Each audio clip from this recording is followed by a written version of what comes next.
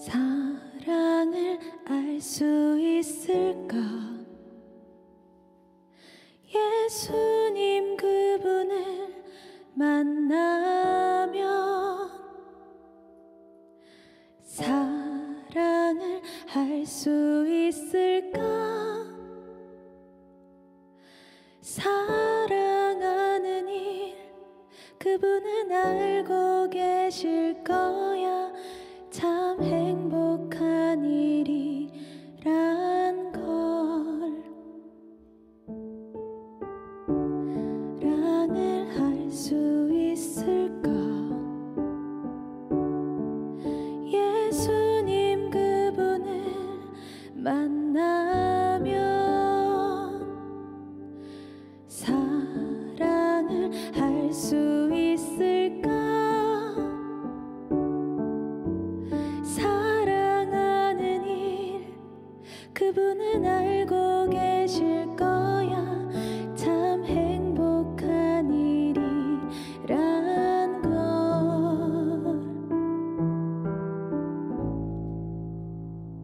사랑이 없으면 우린 이 세상에 없을 거야. 날 위해 준비된 사랑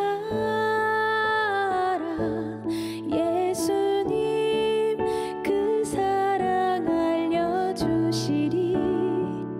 영원히 잊지 못할 또 잊지 못할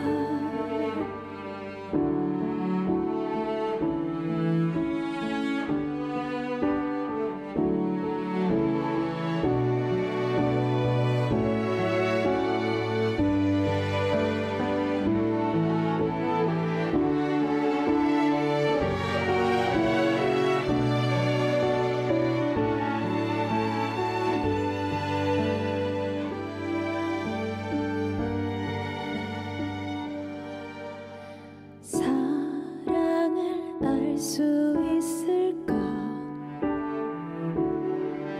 예수님 그분을 만나면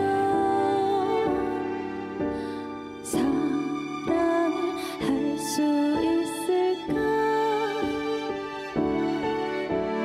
사랑하는 일 그분은 알고 계실 거야. 참 행복한 일이란 걸. 사랑이 없으면 우린 이 세상에 없을 거야. 날 위해 준비된 사랑 예수님 그 사랑 알려주시리. 영원히 잊지 못할 또 잊지 못할 사랑.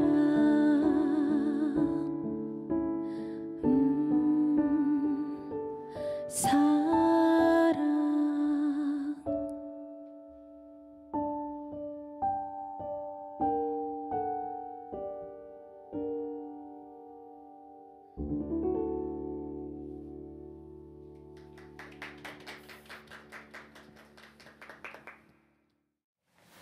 안녕하세요. 생명수에 대한 하느님의 가르침 토크 콘서트 for you 서울대교구 생명위원회 사무국장 박정우 후고신부입니다. 안녕하세요. 서미주 세실리아입니다. 네, 성교황 요한 바오로 2세는 회칙 생명의 복음에서 특히 칭찬할 만한 그 사랑 실천의 예로 윤리적으로 합당한 방식으로 이루어지는 장기 이식을 들었습니다.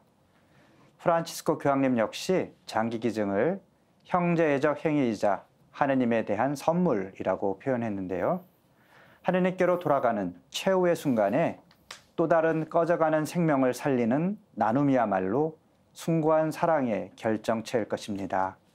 오늘 포유에서는 지난 시간에 이어서 장기 기증과 이식에 대한 이야기 나눠보겠습니다.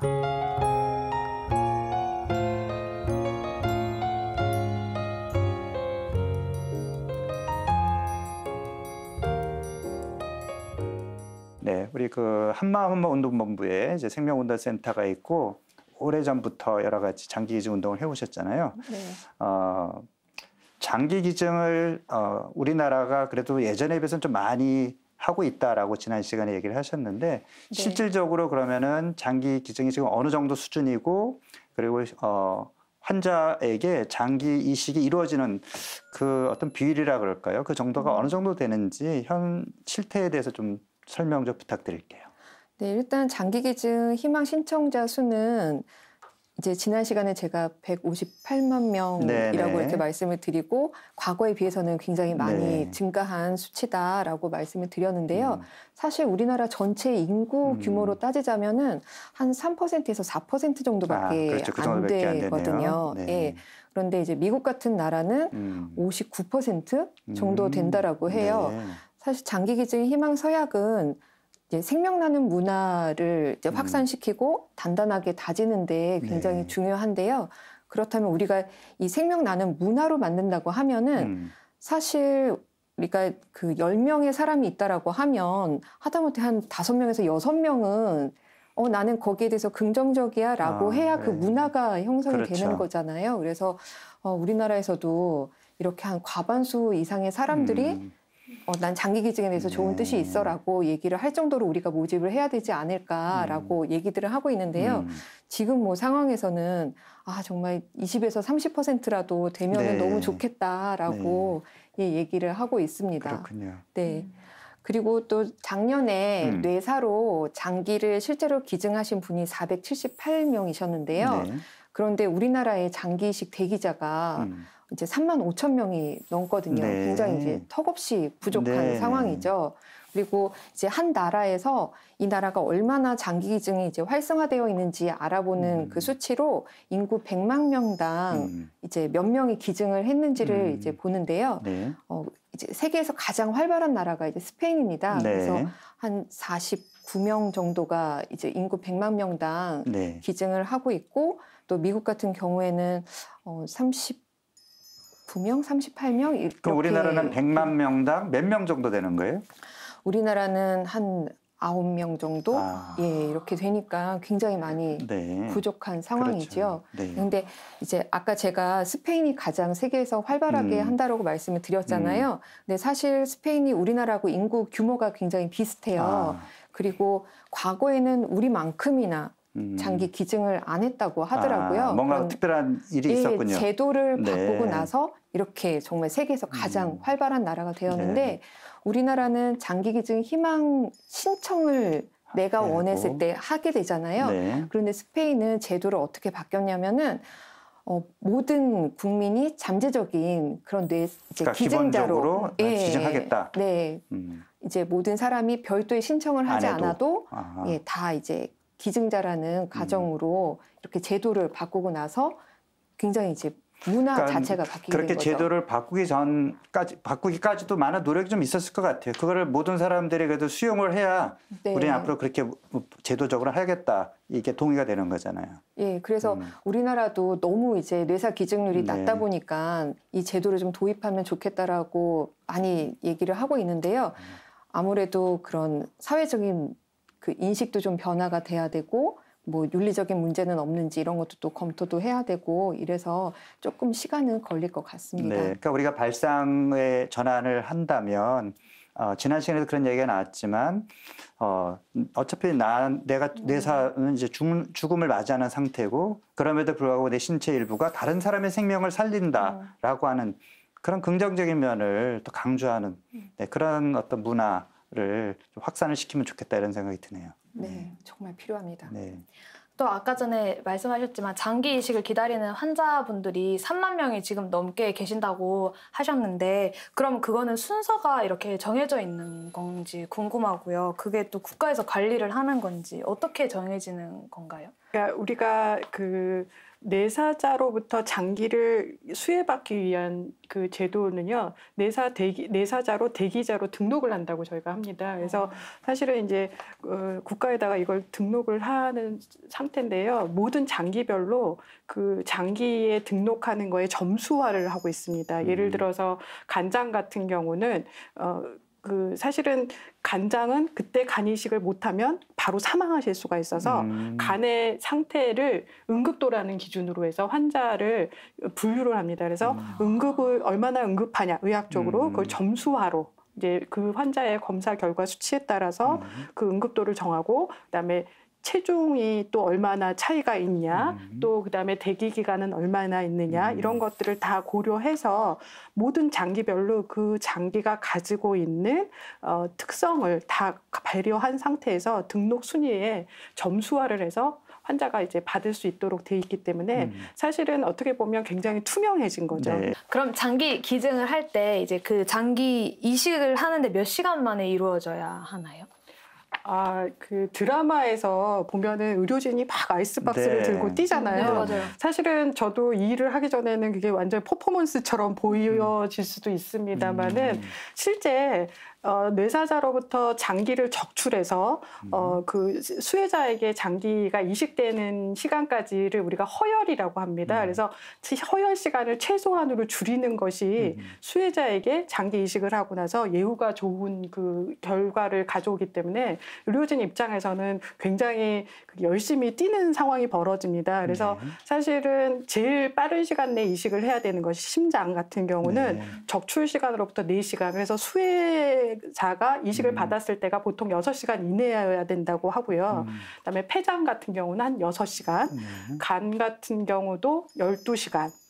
그다음에 이제 췌장 같은 경우는 14시간. 그다음에 신장이 제일 길어요. 그래서 24시간 정도까지 있다가 기증이 가능합니다. 근데 상대적으로 이렇기 때문에 저희가 그 신장이라든지 폐장을 기증하는 팀의 경우는 적출을 하고 나서 사실은 일반적으로 지금 한국 문화가 많이 좋아지셔서 앰뷸런스가 예전보다 많이 비켜주시거든요.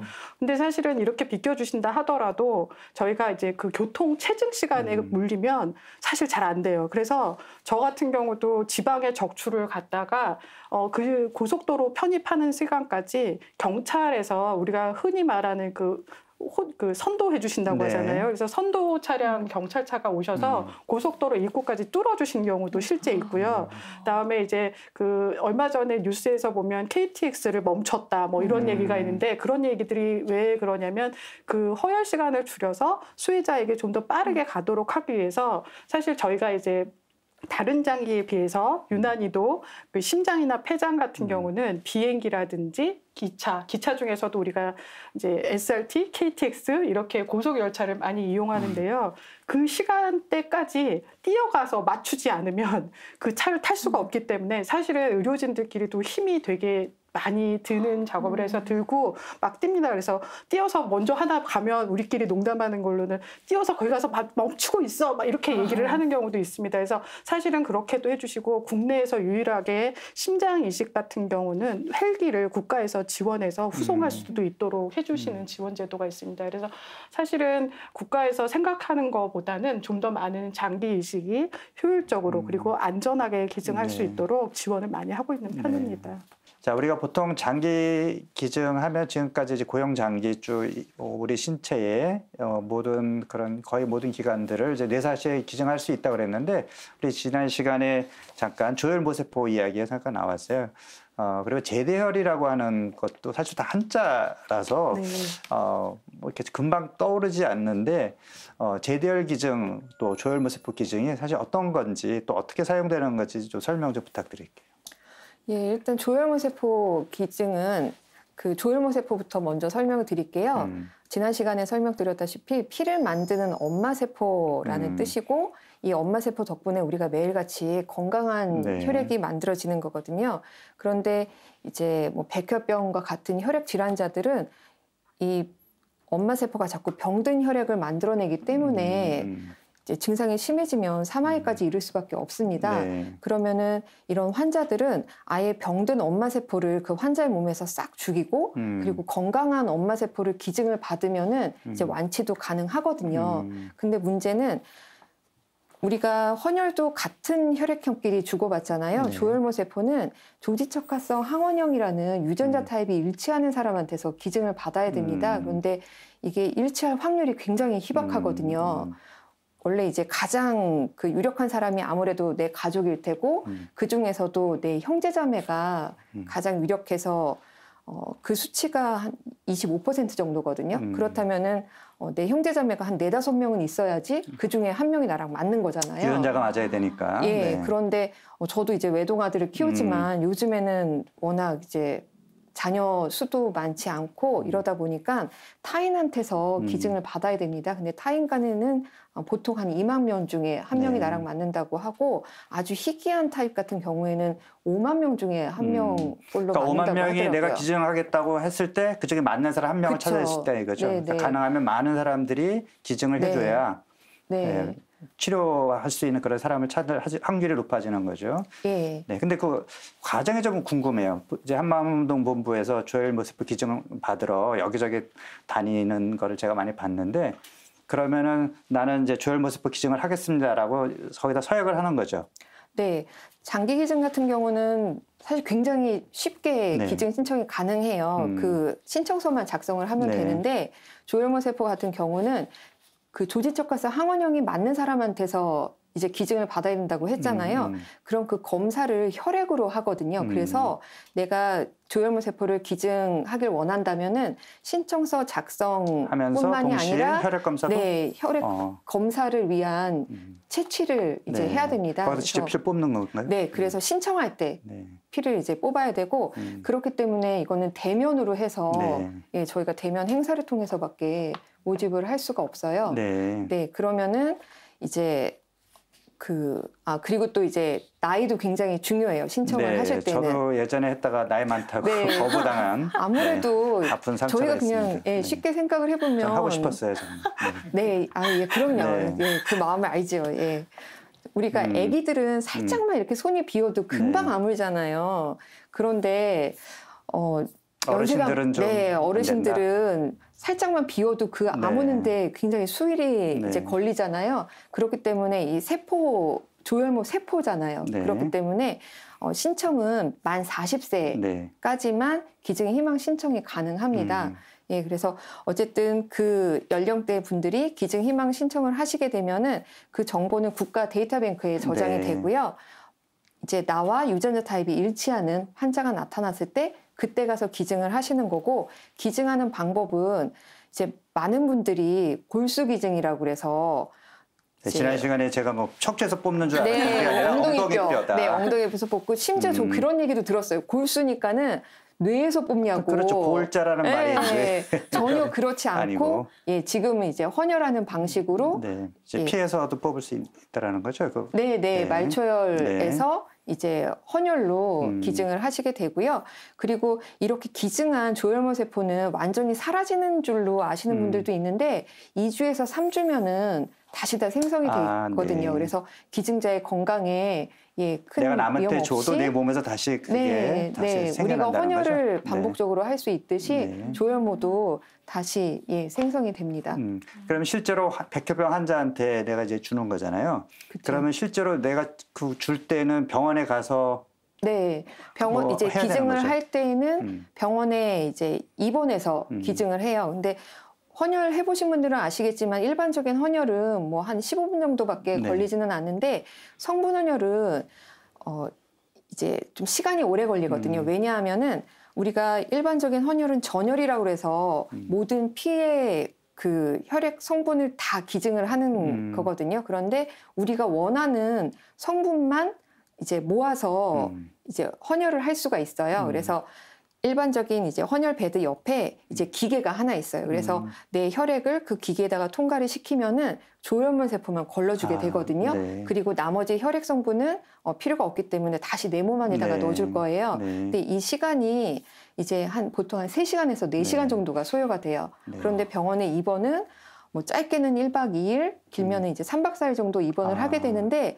왜 이렇게 기냐, 네. 너무 부담된다라고 이제 하시는데 우리가 기증자의 이제 이식을 받으실 분의 환자의 그 건강도 중요하지만은 기증자의 건강도 굉장히 중요하잖아요. 그래서 뭐 수면 시간이라던가 뭐 먹는 음식이라던가 이런 것들을 잘 조절을 해서 기증자의 그 컨디션을 좋게 만들고 그리고 기증하고 다음 날 이제 일상생활을 해도 되는지 경과 지켜본 후에 퇴원을 이제 하도록 하고 그러면 있습니다. 실제로 딱 그 항원 뭐 이제 유전자가 맞는 그런 이제 기증자와 환자가 이제 찾았는데 회사에서 2박 3일 도저히 안 된다. 뭐 이런 식으로 해서 못 해주시는 경우도 있나요? 그래서 그걸 방지하기 위해서 네. 법으로 유급휴가를 보장을 하고 그게 있습니다. 법으로 되어 있습니까? 네, 네. 네. 그래서 많은 분들이 이제 기증 희망 신청하신 분들도 여기 이 자리에도 좀 많이 있으실 것 같은데 그런 연락을 받으면 네. 꼭 좀 동의를 해주셨으면 좋겠어요. 네. 네. 그러면 재대열에 대해서는 어떤? 재대열은 이게 재대열이라는 말을 좀 생소하게 네. 여기시는 분들도 많으시잖아요. 쉽게 말해서 탯줄 혈액이에요. 그래서 우리가 아기를 출산을 하면 그 탯줄에 있는 혈액. 아기와 엄마 그 연결되어 있는 그 탯줄에도 조혈모 세포가 굉장히 네. 많이 들어 있다고 합니다. 그래서 이거를 또 기증을 하실 수가 있으세요. 그래서 그거는 이제 저희 뭐 한마음 한마음 운동본부라던가 뭐 아니면 가톨릭 뭐 조혈모 세포 은행 같은 곳에 이제 연락을 하셔서 출산 전에 당연히 연락을 하셔야 되고 어떤 경우에는 이제 내일 출산하러 들어가요 뭐 이렇게 그 연락을 급하게 주시기도 하는데 사실 제대열 기증을 하려면은 제대열을 담는 그 보관백도 있어야 되고 어떤 식으로 해야 되는지 그 의사한테 전하는 안내문도 확인을 그렇죠. 하셔야 되고 미리 좀 사전에 준비할 내용들이 있습니다. 그래서 아무리 못해도 일주일에서 한 보름 정도 전에 이렇게 네. 연락을 주시면은 이제 제대열 기증할 수 있는 키트를 이제 그 산모님한테 이제 보내드릴 거예요. 그럼 그거를 이제 그 출산하시는 그 의사 선생님한테 전달을 드리고 그러면은 이제 의사 선생님께서 이제 제대열을 잘 이제 모아서 그게 이제 제대로 은행에 기증되도록 하고 있습니다. 네. 자, 이 방송을 보시는 사모님들은 꼭 출산하러 가기 전에 한마음 운동본부에 연락을 하셔서 그 키트를 꼭 챙겨가시기 바랍니다.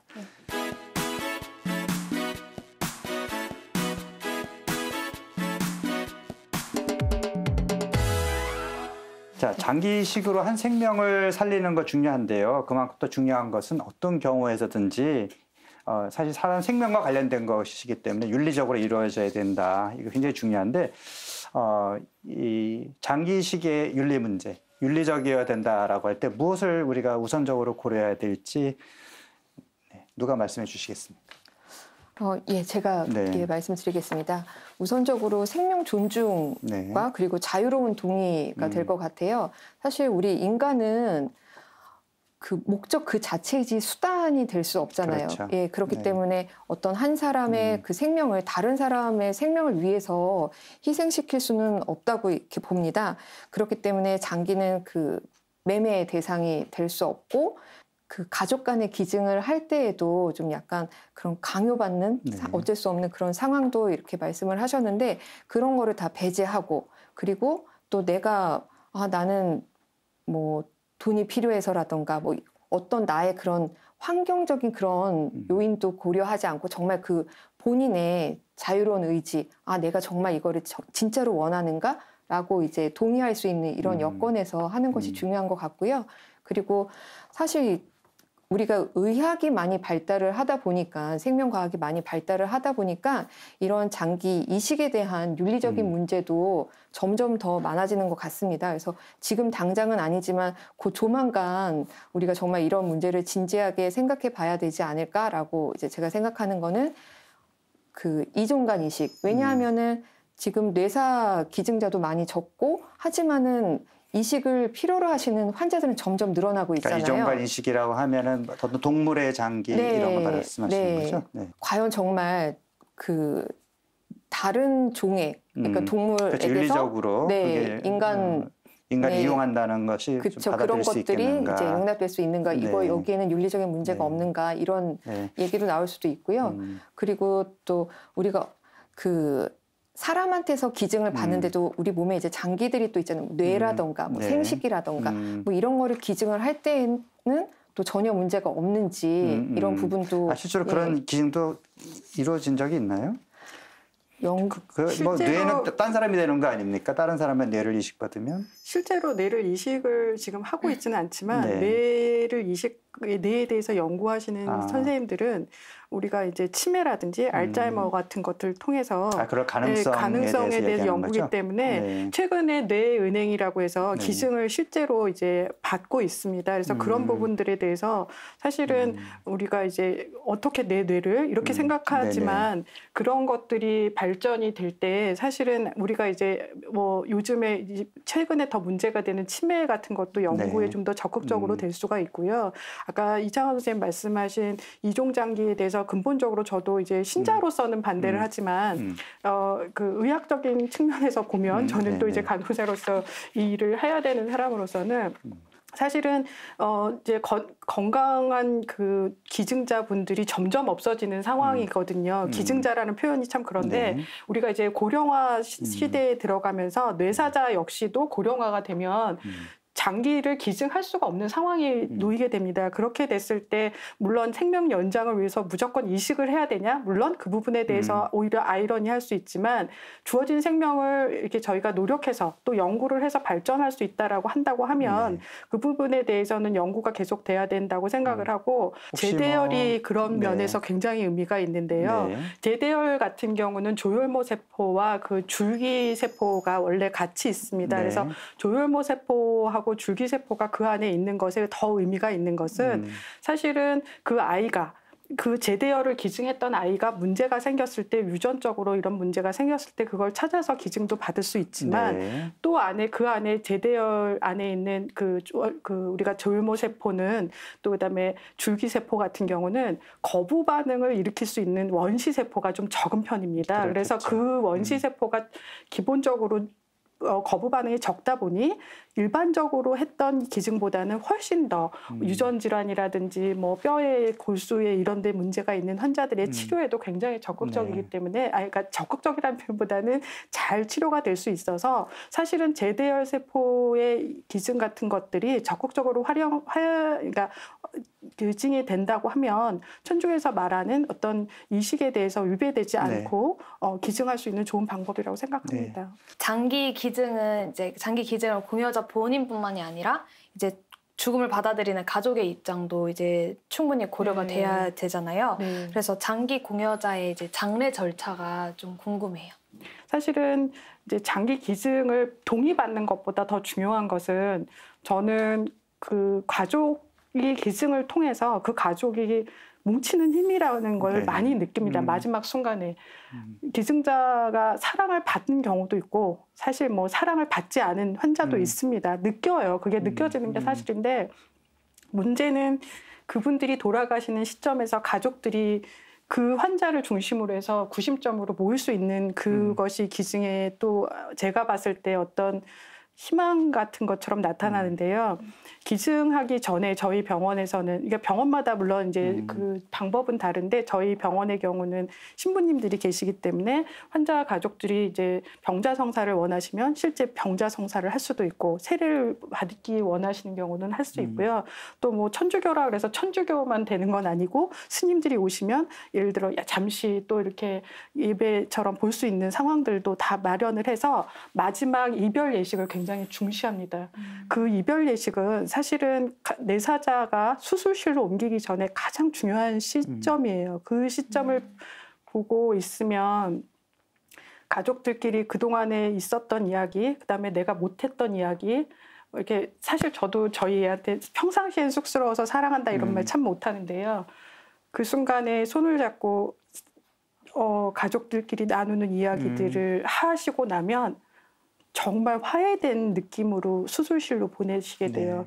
그래서 사실 수술실로 또 옮기는 과정에서도 저희가 의료진들이 모두 예의를 갖춰서 이동을 하고요. 수술실로 이동을 했을 때에도 환자를 위해서 물론 일반 병원에서는 묵념을 진행하고 저희 서울성모병원 같은 경우는 신부님이 작성해 주신 기도문을 읽고 시작을 합니다. 그래서 기도문을 다 같이 의료진 모두 시술하기 전에 기도를 해서 기증하시는 환자에게 감사하다는 마음 그리고 그분이 영원한 생명을 이렇게 나눌 수 있는 거에 대해서 정말 저희가 감사한 표현을 존경의 뜻을 표현합니다. 그렇게 해서 기증이 다 끝나고 나면 사실은 이제 수술실에서 환자분들이 뇌사하기 때문에 통증을 못 느낀다고 지난 시간에 제가 말씀을 드리긴 했는데요. 통증을 못 느낀다고 해서 그분에게 마취를 안 하거나 하진 않아요. 수술실에서도 환자 상태에 맞는 마취 상태를 다 유지를 합니다. 그래서 마취가 끝나고 기증을 다 적출이 끝나고 나면 사실 저희 입장에서는 그러니까 모든 분들이 다 마찬가지입니다. 장기를 소중하게 기증하신 것만큼 가족들이 보셨을 때 가슴 아프지 않게 하기 위해서 봉합을 굉장히 신경 쓰게 됩니다. 의사 선생님들 입장에서 뭐 살아있는 사람을 위한 것도 아닌데 이렇게 생각할 수도 있지만 선생님들도 이렇게 저희 병원의 어떤 원칙이나 이런 거에 이미 다 동의가 되셔서 수술 봉합 그 상처 부위를 다 이렇게 봉합 저희가 이제 장기를 기증하기 위해서 절개됐던 부위를 봉합을 굉장히 예쁘게 꼬매신다고 해요. 그래서 이거는 실제 기증을 받으셨던 가족, 유가족이 장례 지도사님을 통해서 너무 예쁘게 성의 있게 꼬매줘서 감사하다라는 전화를 저희가 받고 있거든요. 그래서 그만큼 신경을 써서 가족들이 마음에 봤을 때 상처받지 않도록 하고 이제 기증 그 봉합이 다 끝나고 나면 저희가 일부러 가족들에게 보이기 전에 장례식장하고 연계를 해서 저희는 이제 수세를 일부러 비용을 가지고 가족들에게 보실 때 가장 깨끗한 모습으로 할 수 있도록 해서 가족에 인도를 합니다. 그래서 가족의 입장에서 보면 그 삶이 어찌 됐던 나중에는 가장 사랑하는 가족으로 갈 수 있도록 그게 목적입니다. 그래서 그 장례를 끝내고 보내드리는 그 과정에서 사실 코디네이터인 저도 마음이 그 가족하고 함께 있다가 끝나는 것 같아서 굉장히 어떻게 보면 정리되는 시간이 그 시점이라고 봅니다. 네, 오늘 이제 두 분 뭐 지난 시간에 이어서 말씀 들어보니까 장기 기증이 정말 우리가 평소에 생각 안 했지만 정말 중요한 거구나. 특히나 환자 입장에서도 그렇고 또 마지막에 불의의 사고로 돌아가신 분도 그 마지막을 정말 아름답게 마무리하는 의미에서 또 장기 기증이 좀 활성화되면 좋겠다 이런 생각이 들고요. 평소에 내가 이제 뭐 장기 기증을 서약을 했다 할지라도 가족들의 동의가 굉장히 중요하잖아요. 그러니까 평소에 가족들한테 나는 꼭 뇌사 시 장기 기증 할 거야. 미리 의사를 표명하는 것이 굉장히 중요하다는 생각이 들고요. 그리고 미주 씨는 장기 기증 아직 그런 건 서약 안 썼죠? 네, 근데 지난 시간에 이어서 이번 시간까지 함께 해본 결과 저는 아마 신청을 하고 싶다라는 마음이 되게 많이 들었어요. 그래서 하지 않을까. 지금은 온라인으로도 굉장히 간편하게 하실 수 있습니다. 네, 그래서 많은 분들이 장기 기증 해주시면 좋겠습니다.